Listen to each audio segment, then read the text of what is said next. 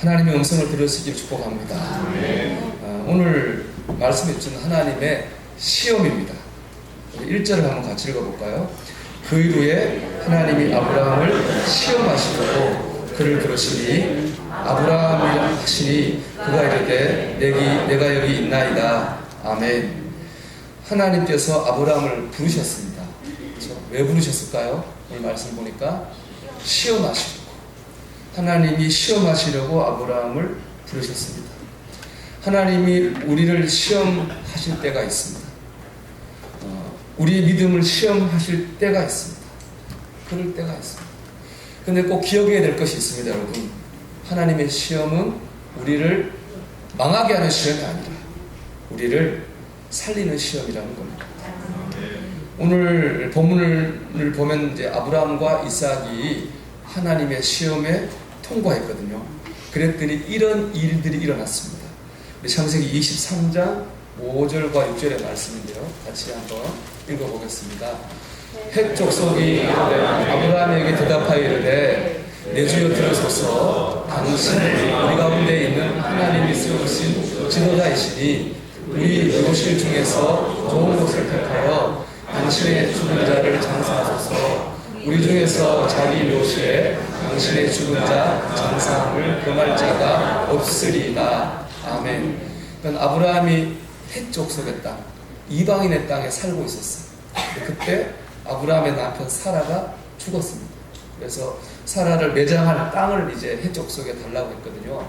그때 헷 족속이 한 말입니다. 아브라함을 뭐라고 불렀습니까? 네, 주여 들으십시오.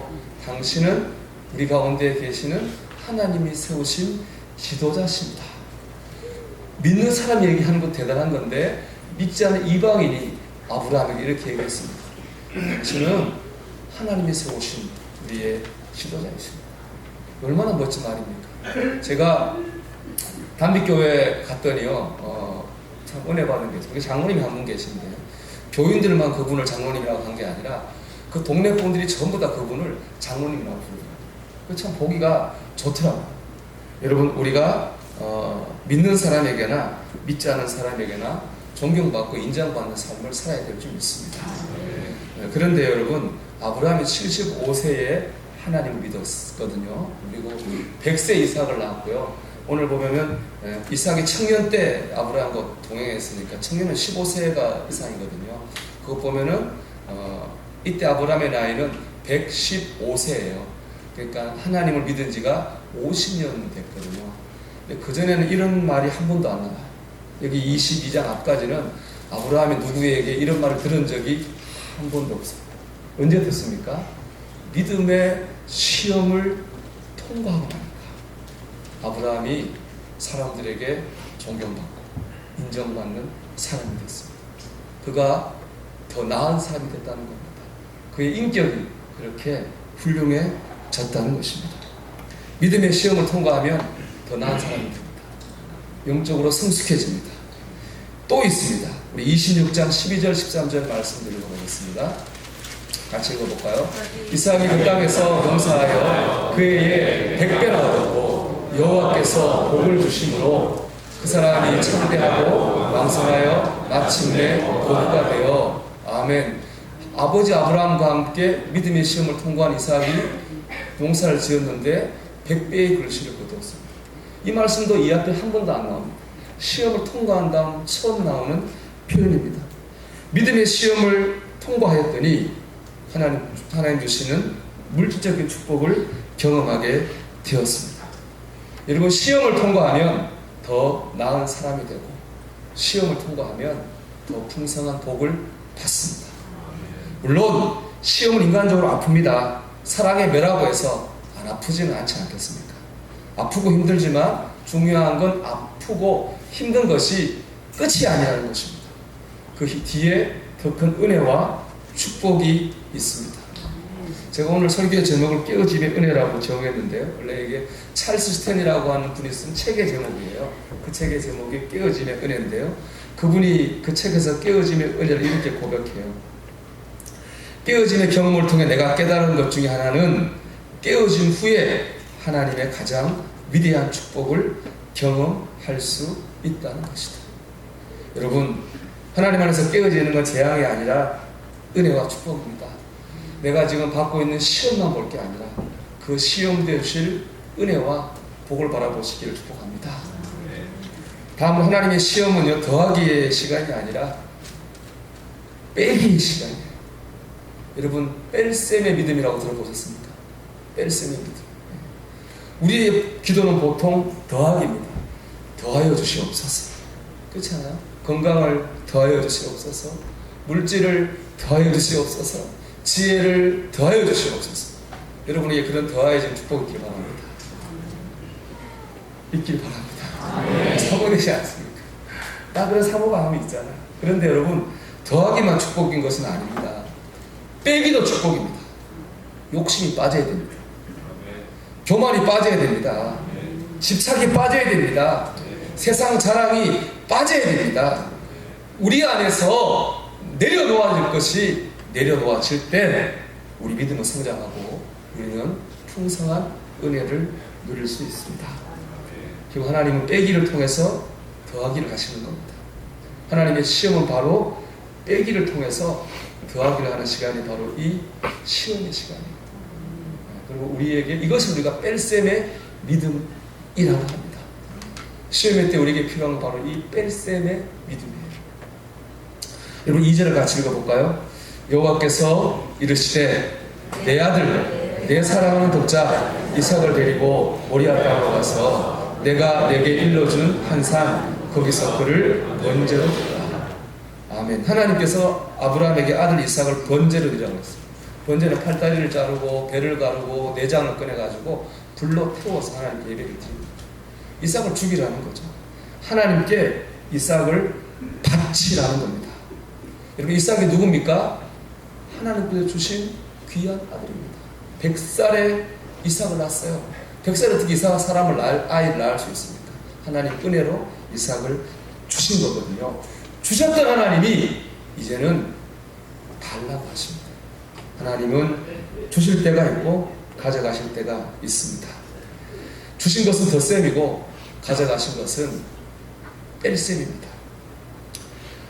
덧셈으로 임하던 하나님께서 이제는 뺄셈으로 아브라함에게 임하신 거예요. 여러분 우리가요 믿음이 어릴 때는 우리 믿음은 덧셈입니다. 믿습니다. 더하여 주시옵소서. 믿음이 자라면요 뺄셈이 되어야 됩니다. 믿습니다. 더하여 주시옵소서가 아니라 믿습니다. 나를 받아 주시옵소서. 이렇게 되어야 됩니다. 이렇게 자라가야 됩니다. 하나님께서는 우리가 이렇게 성장해 가기를 원하십니다. 그래서 우리에게 뺄셈의 하나님으로 오시는 겁니다. 포기하기를 요구하시고 내려놓기를 요구하십니다. 시험하시는 거죠. 그리고 중요한 게 있습니다. 하나님께서 빼앗아 가는 것처럼 보였지만 빼앗아 가는 게 아니라 하나님께서 이삭을 달라고 하셨지만 이삭을 가져가셨나요? 아니죠. 이삭 하나님 돌려주셨습니다. 그냥 돌려주신 게 아니죠. 그 뒤에는 더 풍성한 은혜와 성장을 주신 것입니다.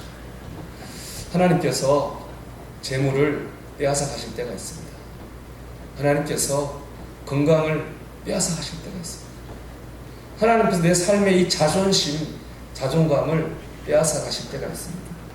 하나님께서 내가 소중하게 생각했던 사람을 빼앗아 가실 때가 있습니다. 왜 그렇게 하십니까? 우리에게 뺄셈의 믿음을 가르치시기 위해서입니다. 믿습니다. 더하여 주시옵소서가 아니라 믿습니다. 나를 받아 주시옵소서. 이 믿음을 가르치시려고 하나님 우리에게 뺄셈으로 임하시는 것입니다. 하지만 그 뺄셈은 언젠가 덧셈으로 돌아오게 될 것입니다. 이 시험을 통과하는 방법이 하나밖에 없습니다. 그건 뭐냐? 순종입니다. 시험을 통과해야지 덧셈이 될 텐데요. 그 시험을 통과하는 방법은 단 하나입니다.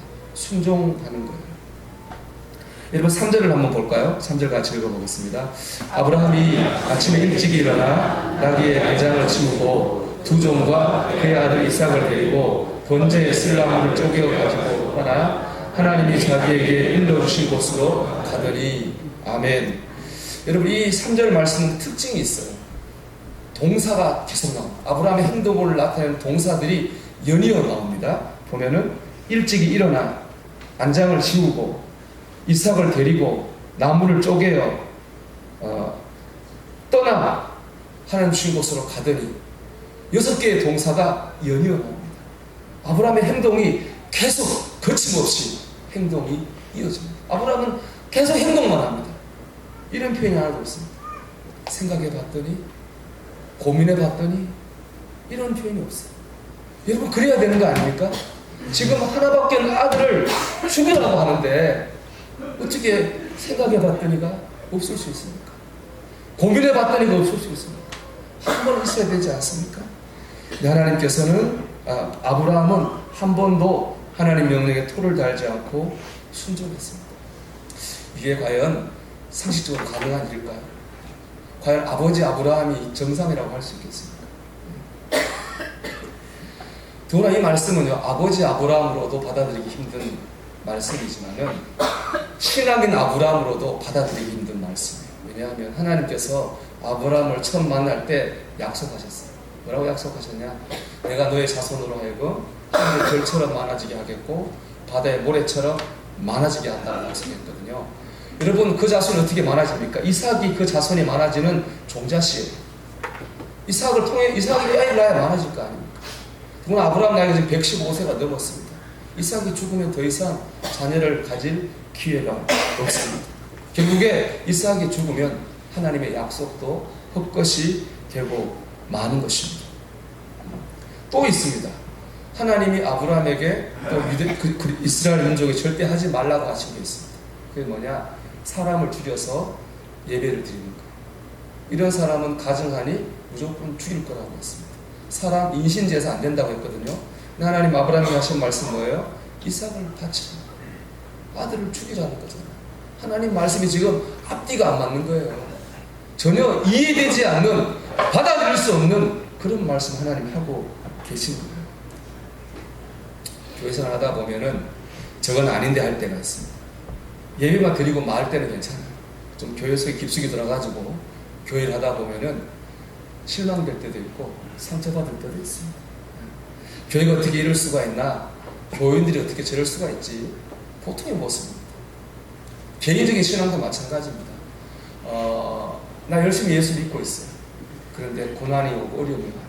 그럼 이렇게 불평하지 않겠습니까? 하나님이 어떻게 나한테 이러실 수가 있지? 그런 불평하지 않겠습니까?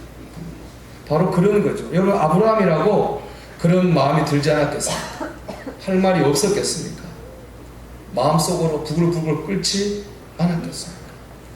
그럼에도 불구하고 아브라함은 묵묵히 순종의 길을 갔습니다. 아브라함이 이렇게 할 수 있는 이유가 뭘까요? 하나님을 믿었기 때문입니다. 하나님의 말이 아닙니다. 이 말이 옳으냐 그러냐 하나님의 말을 믿은 게 아니라 하나님을 믿은 거예요.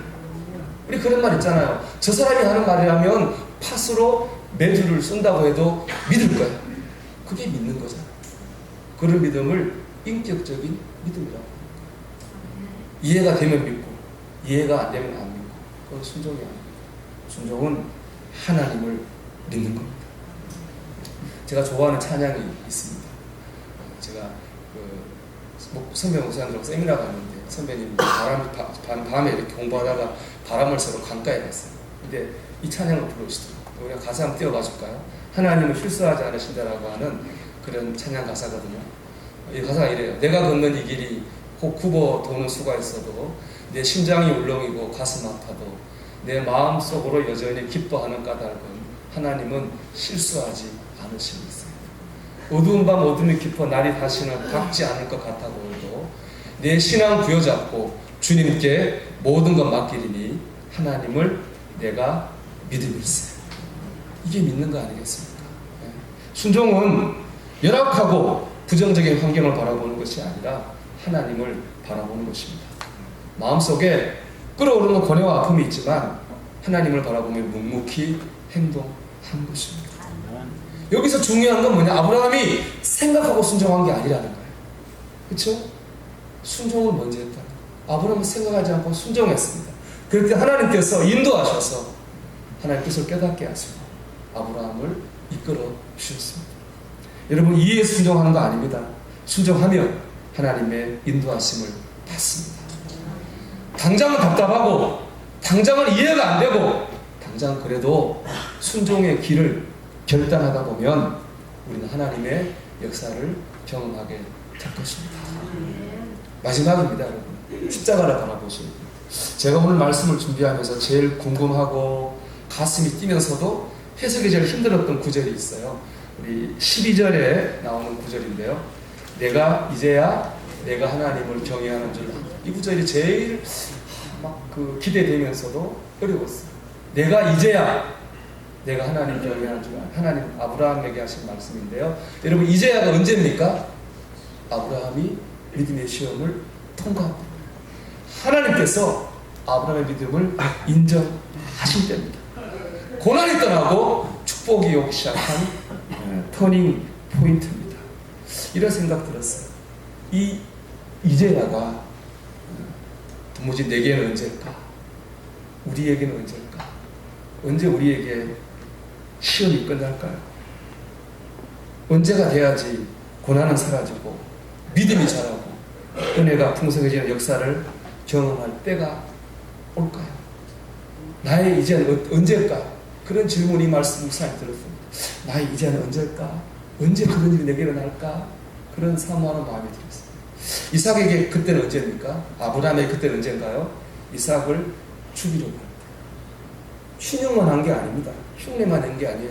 정말로 아브라함이 이삭을 죽이려고 했어요. 그때 하나님께서 그걸 보시고 내가 이제야 내 하나님 믿는 걸 내가 알겠다라고 하셨거든요. 이삭을 죽일 때. 아브라함이 이삭을 죽이는 순간이 그때라면 우리에게 그때는 언제냐? 나를 죽이는 순간입니다. 나를 죽일 때 말로만 죽는 거 말고요. 정말로 나를 죽이고 내려놓는 그 순간이 시험이 끝나는 때입니다. 내가 죽으면 시험도 끝납니다. 그때 하나님의 영광이 나타납니다. 내가 죽는다고 하는 건 뭐냐? 십자가의 원리라고 생각합니다. 하나님께서 아브라함에게 이 제사드리라고 했잖아요. 근데 여기서만 해야 돼 하고 정해진 땅이 있어요. 그 땅은 바로 모리아 땅이거든요. 그 모리아 땅이 지금 예루살렘입니다. 그 모리아 땅 위에 솔로몬이 지금 성전이 세워졌습니다. 그 모리아 땅 위에서 또 예수님이 십자가에 못 박혀서 죽으셨습니다. 여러분 생각해 보세요.